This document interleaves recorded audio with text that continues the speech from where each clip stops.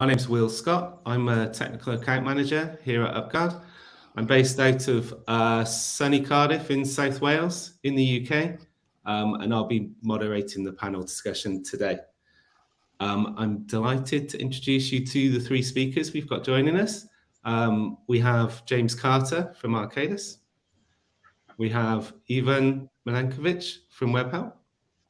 And we have Andy Garrard from Upfield. Thanks to all of you in advance for joining today. Great to see you all. Could each of you please tell us a little bit about yourself, your role and your organisation, starting with you, Andy. So I'm Andy Garrard. I'm the Cybersecurity Assurance Lead at Upfield. So Upfield is the lead plant-based bread company in the world. We have about 4,200 employees. Our products go into about 90 countries. We have a kind of small in-house security team and work with a lot of IT partners. And we mainly are concerned with the cyber assurance of our IT and OT environments and the associated suppliers. Just recently, in relation to this talk, we've been asked to kind of extend that assurance to some of the suppliers to our critical services to our business functions. Cool. Thanks, Andy. Ivan, a little bit about yourself, your role in your org. Indeed. Thank you, Will. Hi, everybody. My name is Ivan Milenkovic. I'm Group CISO for Webhelp, a company that grew since I started back in January 2020, where basically we doubled our size to 130 people.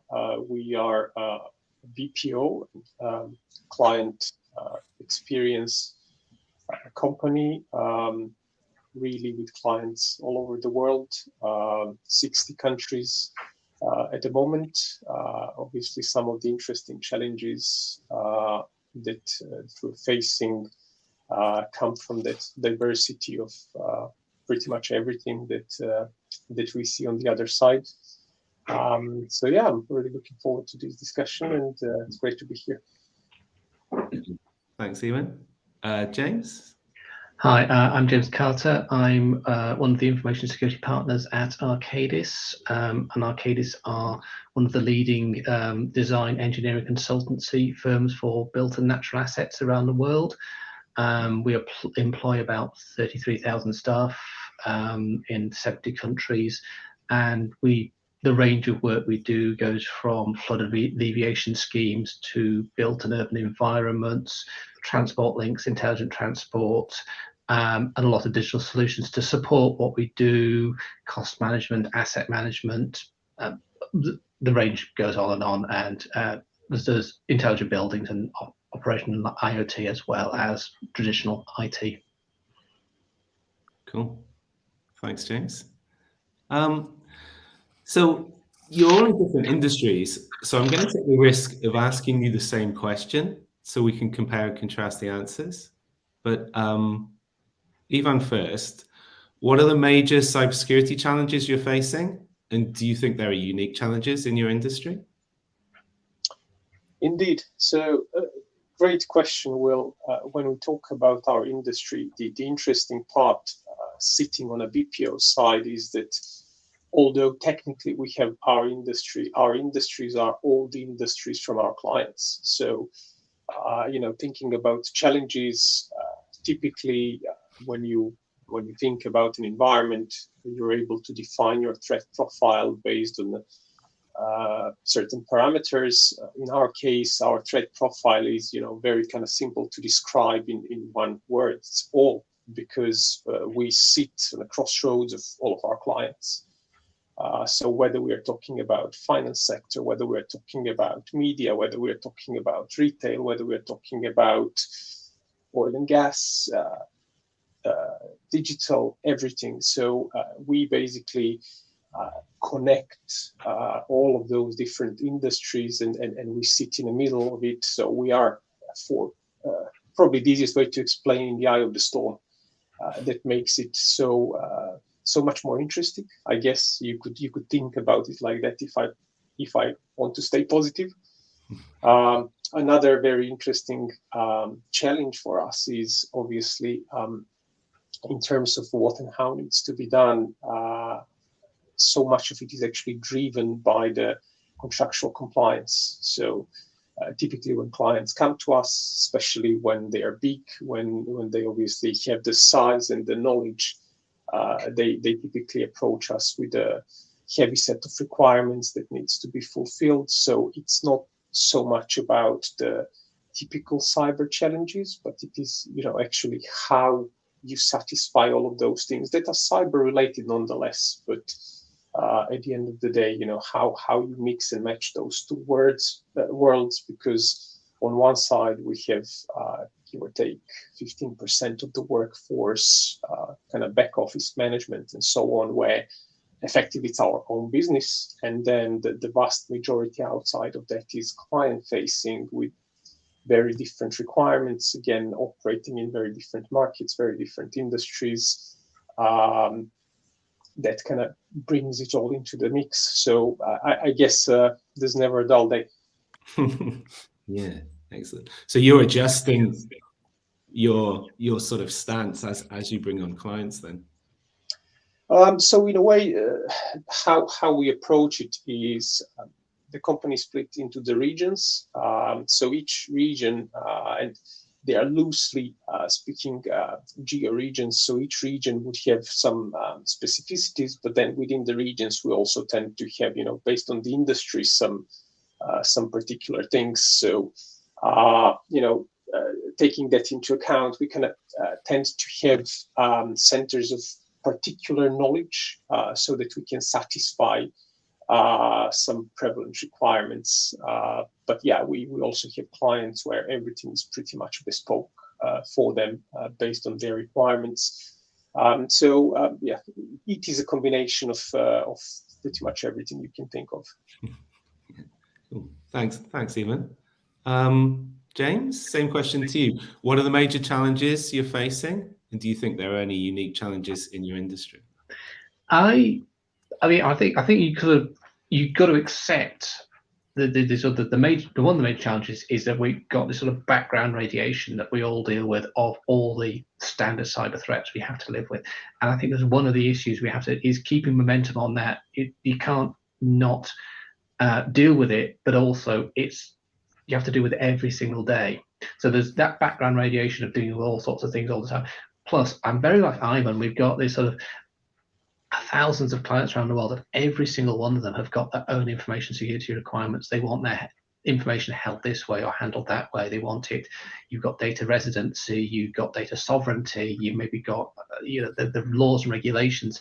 And if you're dealing with regulated industries, you're dealing with national governments or local government, and they've all got their own requirements. And you've got to somehow be able to satisfy all of those requirements, plus be able to operate at scale, and still actually you sort of at the same time secure, not just your business, but the entire supply chain that supports your business. Because as we were talking before we came on, virtually none of us operate a completely in-house on-premise IT or technical environment anymore. So we're reliant on hundreds, even thousands of partners. And actually, so I think that one of the unique challenges for me, for us, is making sure we secure everything we do to meet the broad spectrum of our client requirement. Yeah, cool, interesting. Andy, how about you? Same question again. I'll just rerun it. What are the major cybersecurity challenges you're facing right now, and do you think there are unique challenges in your industry? I don't know whether they're unique. I think some companies are looking at privacy and regulatory. On our side, it's availability. We're a manufacturing company. We have factories that produce stuff, and so our challenge all day long is availability of those factories and the associated supply chain. And there are internal factors that affect that, and there are external factors that can affect that.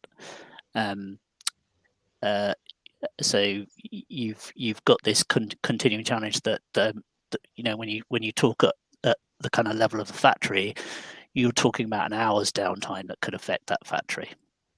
And then if it's the wrong time of the year, when it's a peak time for your business, an hour is exponentially worse for downtime. So a very pertinent the availability issue for this forum is that the supply chain is becoming ever under attack in the last few years, and our challenge is to how do we improve that cybersecurity stance of the suppliers from afar, from a distance. Yeah. And that leads you on to that sort of vendor risk management, supplier management side. Cool. Thanks, Andy. James, what do you see as your priorities with regards to cybersecurity? Well, I suppose it sort of goes back to something I touched on at the very beginning, is the construction industry, and broadly what we do is related to the construction industry, is digitizing very fast. They may be late to the party compared to lots of other industries, maybe taxis or things, all sorts of things are digitized a long time. Construction industry, partly because we deal with such long lead times for what we do. A project can take 10 or 20 years to come to fruition or for completion. So digitizing things is coming late, but because it is, they're taking advantage of lots of new and very available technologies, lots of cloud services. So actually, digitizing very fast is definitely, and dealing with that, the risks around digitizing what is effectively a bricks and mortar business has been for many, many years, and how you actually deliver services to your clients using digital capabilities definitely is one of the major challenges at how we look after that for our business. Yeah. So that's a kind of shifting sand of your attack surface, or the rest, this kind of cyber. Oh, definitely. Yeah. The attack surface it grows exponentially as soon as you start to build. Previously, of course, as a you wouldn't really have much more of a web presence in your website. I mean, there'll be your perimeter, but now you're delivering hundreds of thousands of applications to deliver services to your clients, whether it's manage your asset management or some sort of integrated work, survey work. I mean, because everything's collaborative as well. You can't just sort of build something and here's the plan, go and build it. It's a much more integrated process now. Cool. And so securing all of that. Yeah, thanks, James. Andy, what was the main driver to use a product like UpGuard that provides you with sort of that security scoring, attack service management, vendor risk management? What was your driver to? I think the main driver, I think you can you have this aspiration to improve the security stance of your suppliers, but as we all know, that takes time. That you put yourselves in their shoes, and those suppliers are having to raise projects to remediate some of those issues. So if you draw a line under that and you let it take its course, you put processes in place, that's fine. But our main reason for having a tool like UpGuard, or looking for a tool like UpGuard, was to help our business understand the risk in each of the regions for their business continuity planning. Because you can have the best supplier in the world who has the best cybersecurity in the world, but they still could be attacked and they still could have downtime. If we know the regions where that risk is higher, based on those suppliers, it gives our business the ability to prioritize business continuity planning for that supply chain in that region. And if you have 4,500 vendors, you've got to start somewhere. So starting with the highest risk ones is the favorable option. And so we needed a tool that could very quickly give us an indicator of what the stance is of each of those suppliers in those regions, and then be able to feed it back to the business in terms of risk a risk view, which is a common language across all our functions. So yeah, that's where we're really focusing business continuity and which regions are the priority for our business to do business continuity planning. Yeah, cool. So being able to sort of work out where the weakest links are, really. Really, exactly that. And you know, when you talk about suppliers business continuity, it's not in isolation. You have to look at you have to look at we're talking about our business continuity plans for that region. You can also at the same time test the supplier's business continuity plans. For us, when you talk about business continuity, is do you have a spare warehouse? Do you have an additional 50 lorries you can bring in at the moment's notice? So business continuity is not necessarily a cyber thing, it's a business function thing for our supply chain teams to work on, but they need as much information to know which suppliers are the highest risk of a cyber attack. Yeah. Thanks, Andy. Ivan, next question. What are some of the common challenges you face when trying to monitor, discover, and remediate risks and vulnerabilities, and how do you overcome those challenges? Indeed, another good one. So I kind of hinted at the fact that we really grew a lot over the past sort of 3 years. Actually, that growth's been quite just a constant growth. Probably the simplest way to explain it, and we're really very aggressive when it comes to acquisitions, and obviously that comes with its own challenges. So typically acquiring companies in different parts of the world puts you in a position where, although the due diligence can be done upfront, absolutely always, you find something that you just expecting to see. You see sometimes very significant differences in the approach, how certain things are handled. You find some, I would say, amazing legacy systems and things like that. And ultimately, it's that situation where you start bringing together things that ideally shouldn't be there. You start opening up to something that, as I said, you were sort of not expecting to exist. You have to handle it because it might be part of a critical business process. It's involved in something that's critical to our client, and so on. And you basically need to deal with pretty much constantly unknown unknowns, because simply you can't just predict or prepare for any of the stuff you will find.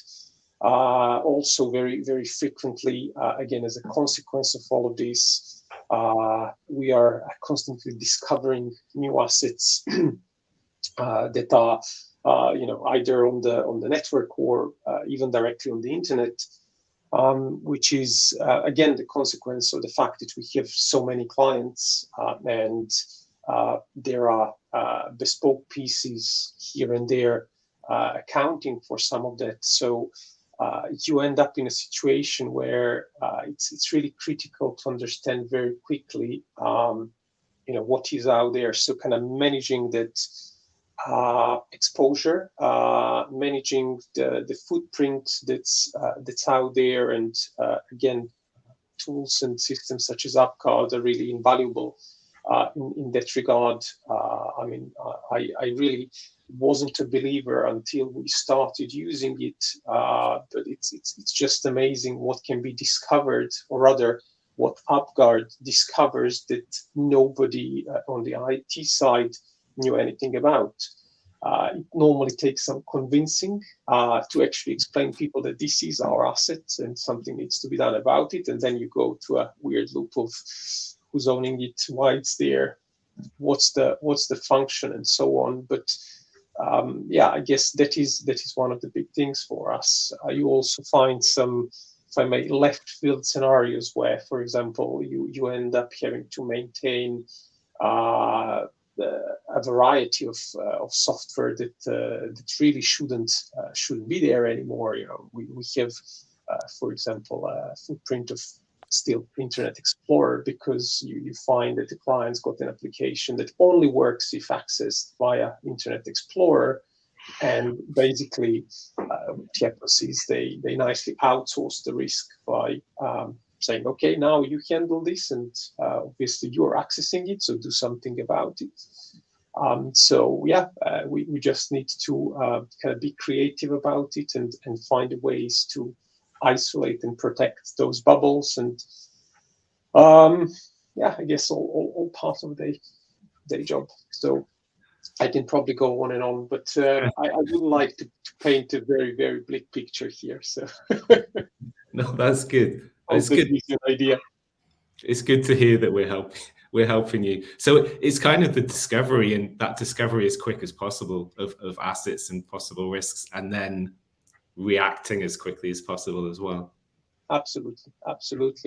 Also, another very interesting aspect I forgot to mention.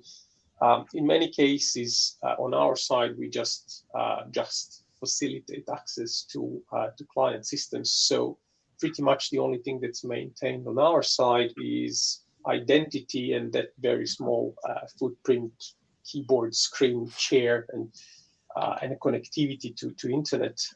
Therefore, again, identity is becoming something that's absolutely important and critical, and the functionality that's there in UpGuard to effectively detect data leaks and any particular compromises, especially when we're talking about credentials, also proves to be very, very useful. It just gives you that additional level of assurance. Yeah, absolutely.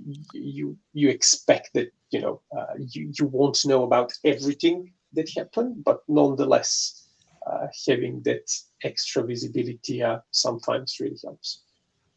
Identity piece that Ivan talks about is a very powerful side of it, and almost it wasn't the first thing we were looking at. We were looking for a general indicator of our suppliers, but to be able to speak to your more critical suppliers about the fact that some of their identities are exposed is an extremely powerful place to start a conversation on. And obviously, you don't want to break any relationships and go and use it as a stick, but it's as an informational thing to show how much visibility you have. It's a great tool. Yeah, absolutely. From the other side, we do want to break as well. But if you've got some smaller suppliers, actually, it's a really enabling thing to say, look, we can help you improve your security. Yeah. We want to work with you. We think you probably have something good, but you're small. Your maturity is low in certain areas. Use the information that we can help you see through the tool to improve your security, and we've done that a few times with small suppliers and helped them bring themselves forward, and generally it's very well received. Spot on, James. Just to add to that, it's interesting. We're talking about suppliers. For us, basically, it works both ways. Us being on a supplier side, sometimes we're dealing with relatively small clients where they really want to focus on their core business. Cyber isn't one of those things that they understand very well.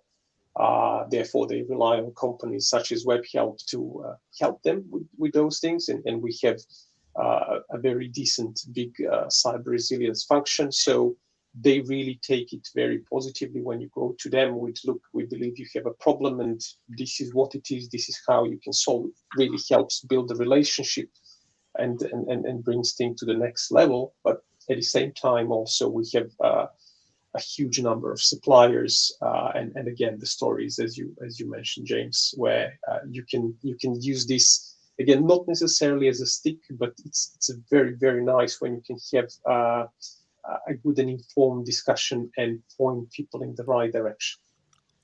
Yeah, absolutely. Yeah, and occasionally it's not nice, but sometimes surprising your suppliers. We say, "What about this?" And we didn't even know that existed. I think you can also apply that to internal IT teams as well. Very much so. You say, "What about this?" Yeah, the pin to your own attack surface management is such a useful feature. Yeah, that's very much the position we're coming from, is providing information. So it's providing as much information as we possibly can, and then you make the choices based on that information. Yep. Thanks, guys. Andy, as the lead for your security assurance, how do you communicate with the exec team and the broader business about cybersecurity and risk? So I think you've got to if you can't just pick up this tool and not engage with the business. You've got to get in with the business early on.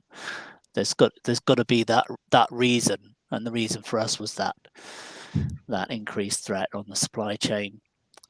You've got to start talking to procurement. You've got to start talking to supply chain teams early on to help them understand why we're doing it and how we need their help, because you can't drive the business conversations. So the UpGuard in particular comes with some risk-based reporting. Risk, as I've said before, is a common language, but across the functions, when you start talking about risk, it becomes an easier conversation. We immediately saw some good responses, because when you have a supply chain director in the room and you show them a list of their suppliers that they talk to day in, day out, with a cyber score next to it, the conversation becomes much easier. So the first thing we do is get that regular forum going with the right senior folks in procurement and our supply chain and any other function that you're kind of monitoring, and then use the standard reports for risk, because they're very good. And then the final piece of the puzzle that we're just kind of currently working on now is how do you push the information further down? It's quite sensitive, so you want to filter some of that. You don't necessarily want regions comparing their cyber score with other regions and it becoming a competitive for the wrong reasons and counterproductive, and possibly breaking relationships with suppliers, which is the worst thing you could do. So we're now looking at using the API with a Power BI integration. So we use Power BI for all our other security reporting. So we're looking at getting a Power BI dashboard set up for so that we can cut it by region, maybe even by service manager, by procurement lead in each region, so that they can self-serve some of this information. Obviously, when it gets down to the technical detail, that's not an easy thing, and they need us to be involved. But in terms of visibility of what the current risk is with your suppliers from a cyber point of view, they can then take that Power BI deck and compare it to what kind of service did we get from that supplier in the last 6 months. There might be an indicator of high risk there if it wasn't very good, and then they could compare it to the financial deck for that supplier. What kind of financial relationship do we have with this supplier? So putting it all into Power BI is the goal, because then you can have your cyber score next to your service score next to your financial score, and you start to get a really, really strong picture. So yeah, I mean, a long way of answering the question, but twofold. One is the risk-based reports are great for reporting to the exec, and then Power BI is the goal to push that down to the regions. Yeah, that's interesting though, that you're extracting the information from different tools and then presenting that internally so like you say, people can self-service. Yeah, that's goal, and then you can kind of restrict who sees what data is in a better way. That way you can have it per region and not get this false competitive scenario going on. Yeah, cool. Thanks, Andy. So James, on a related note, sort of Andy touched on it there, with regards to vendor risk management, what are the biggest challenges that you face when managing the risk of your own suppliers? I think, one of the major risks is actually trying to do it at scale and at pace. I think we've got there's the core set of global big suppliers which we use across the business, and we manage those through UpGuard, and that's great. And we can use the results of that in procurement discussions and financials, all that sort of stuff, and that's great. But because with the increasing digitization, the theme comes back again, and we are promoting an entrepreneurial spirit within the company, that people are encouraged to build and design new digital solutions to provide new services to our clients, and they're constantly identifying new vendors, new capabilities, new services they want to use, and having a tooling allows us to do lots of quick risk-based assessments of them. So you want to use these people, but forget it. They are just so far down the line of their cyber risk is, please go and find somebody else. Or if you really have to use them, let's have a discussion with them, like I said before, like trying to help improve the security. To the sort of the mid-level, where you say, okay, they come in, yeah, okay, right, they're looking okay. Let's have a quick look at what you want to do. What you want to do is, we don't see a major risk in the information of what you're trying to do with it. So yeah, we can probably look that's a mid-level risk. We're not ultimately concerned with that. To, okay, right, you're trying to use somebody, you want to do something which has got fairly sensitive data in it, and we'll have a good look at that. So actually, it's that it's using it for the deep dive, the real detailed discussions, but also the fairly fast sifting and triage of new vendors to say, these are the people we were interested in working with, and these are the people who probably were not, and be able to use that information back to the requesters within the business. There could be anybody within the business. It's not just tech, it's not just procurement. It could be a cost consultant in Manchester, or it could be a water engineer in Seattle, or somebody in Bangalore, or anywhere around the world wanting to use a new digital tool to do something. We need to work out whether we even want to consider using that supplier or not. It's definitely one of the major scale in place, and they're doing different things, because they could be SaaS, they could be PaaS, they could be IaaS. They might just be consultants who are handling our information, or they could be software developers. On all of those, you have to look at in a different way. They don't have the same risk profile. Yeah, cool. Thanks, James. Yeah, so it gives you the ability to kind of do a fast pass when you need to over sort of certain suppliers, but also do a deep dive. Exactly. It's and using, as Andy said very rightly, said, the language of risk, which is well understood, and matching it to your company's existing risk model and risk appetites. Yeah, cool. Thanks, James. So Ivan, with regards to standards and compliance, what sort of standards do you have to meet, and how does that affect your security posture and your third-party management? Sure.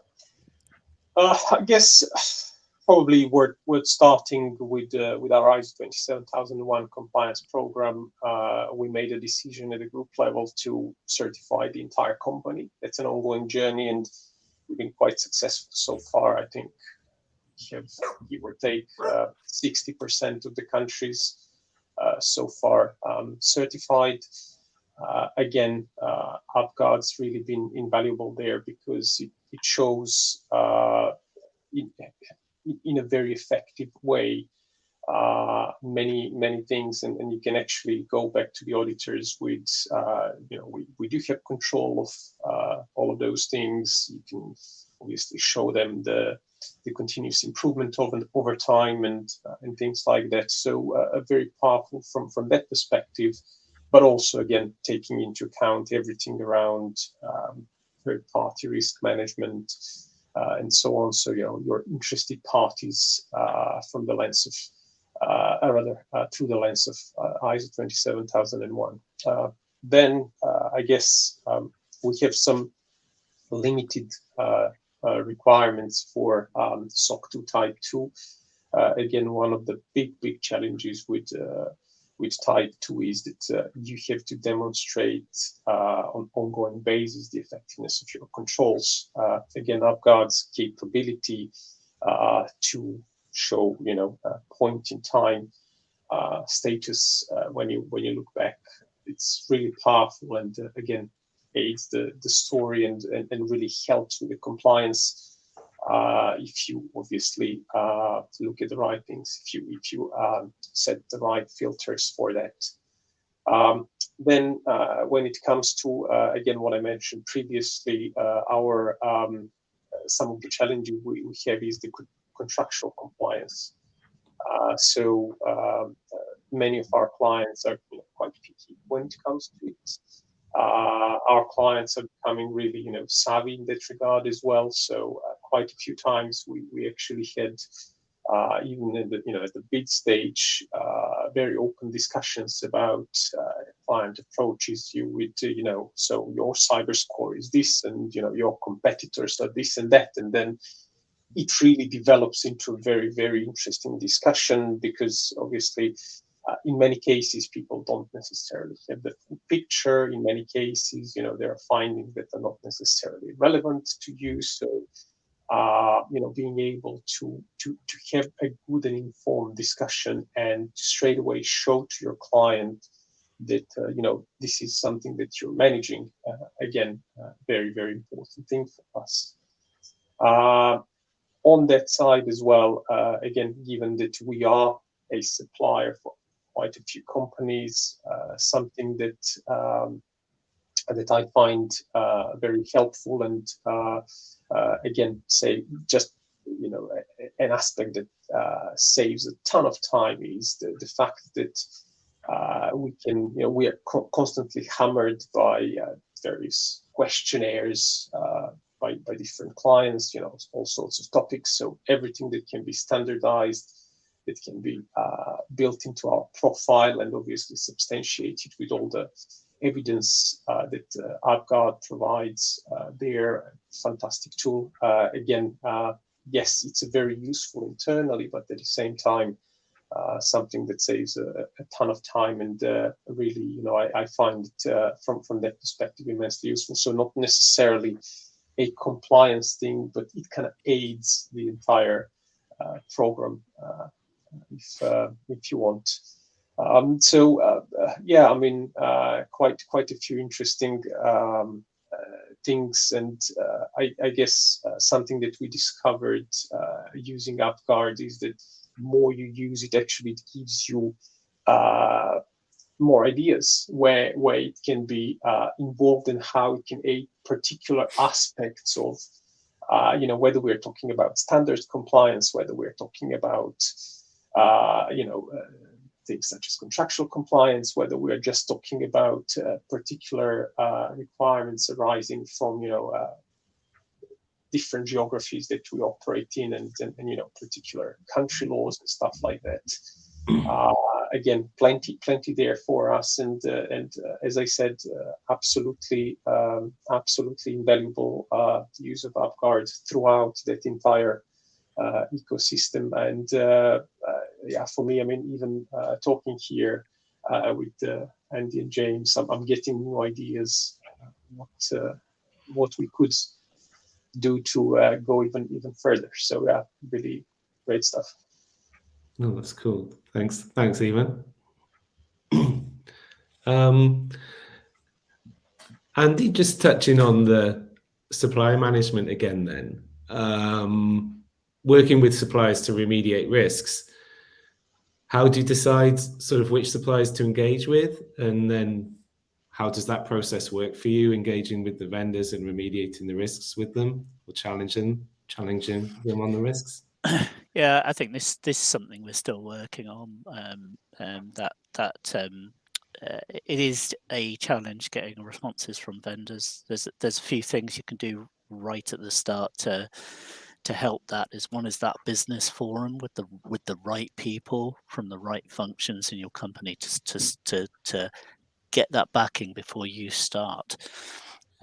So I think business engagement, procurement, legal, supply chain, potentially the compliance team if you've got compliance requirements in there as well. Procurement from a contacts and data quality point of view, and the business functions like supply chain from a prioritization or classification of vendors. You have 4,500 vendors, for example. You don't need to approach all of them. You just need to approach the critical ones who, if they were missing from the supply chain would stop, for example. So use your business contacts and use procurement to understand who are the critical vendors. Legal, talk to legal about strengthening the contracts that Ivan talked about. You can't go and ask people to remediate stuff if they don't have a kind of contractual obligation to remediate it. So strengthen your contracts, and of course that can take time. You might have to sit on a contract for 2 years. So those contract renewal dates from procurement are important, because those are your opportunities to strengthen the contracts. And then I guess, so we talked about quality of data, making sure all that data, the feed that you get into UpGuard is the right feed and the right data. Otherwise you're starting from, if you start from bad data, you end up with bad results. Or a bad process. And then I think the final thing to say in terms of talking to vendors is take a pragmatic approach. And it's another reason for talking to the business about it. You could potentially have a supplier who is brilliant on the service side and brilliant on the finance side, but weaker on the cybersecurity side. And if you approach them in the wrong way, and I've said it all the way through the talk, you've got to be careful not to break the relationship there. So your approach to each vendor could be slightly different. And I'm not saying you create 4,500 approaches. Take a pragmatic approach, a tiered approach. If they're a critical vendor, by all means, go in with a more authoritative approach. But if they're not, then it needs to be an informational thing to start off with. And I guess the last thing to say about how you kind of approach suppliers is start small, which is what we did. Get your process right. Come up against all the problems that you need to deal with a small selection of suppliers. Refine your processes, and then open the floodgates once your processes are right. Yeah. So it's sort of a process of involving internal stakeholders and external stakeholders, but also understanding your audience.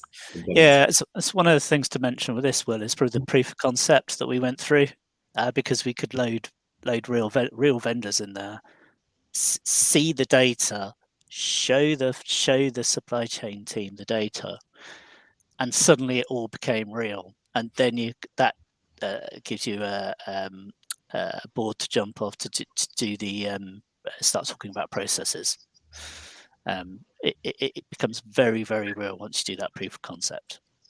Yeah, agreed. And especially if you're working with procurement teams trying to use common language, if they're using a tiering system already, is to try and replicate that rather than reinvent the wheel.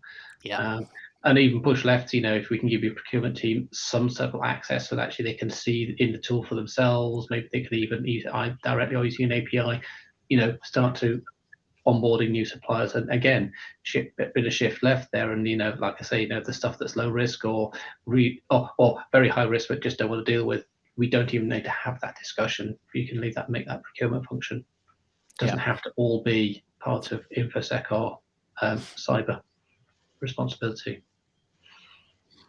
Yeah, and I talked about business continuity being a business function. There is that underpinning IT that you want in your suppliers, and the underpinning IT that you want in your own company. But certainly involving the business, they are the only people who are, the procurement team, or even down to the person for us in the factory, who knows the vendor that they engage, to know whether they can do without them for a week or an hour or a day or not. No one else knows that other than the person who engaged the vendor. So that's where that data quality comes into it. You need that kind of information to get these, to prioritize these suppliers in your system. Absolutely. Cool.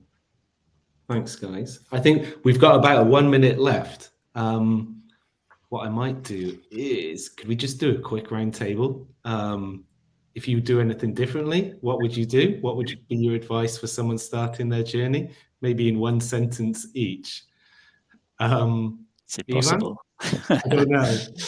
Yeah, I mean, not necessarily do it differently, but aim to automate as much as possible. And when it comes to something like UpGuard, again, fantastic use case. The ability to collect documents relevant to your suppliers, use the platform to collect, their certificates or whatnot that's required. Fantastic tool. Just that particular aspect. If there was, one thing that I would pull out, rely on it. It's a fantastic aid. Cool. I think we'll have to stop there, guys. Andy, Ivan, James, thank you very much. Really interesting. Oh, we've got a few extra minutes. Oh. According to Kai. Okay. I think so. We probably each answer that question. Then can we? Yeah. We can just. Oh, they're saying wrap it up. Will. Okay. Thank you very much. Thanks, Andy. Thanks, Ivan. Thanks, James. Great discussion. Really interesting points, guys. I hope everyone's found it valuable. Thanks to everyone watching. Cheers. Thank you. Thank you all.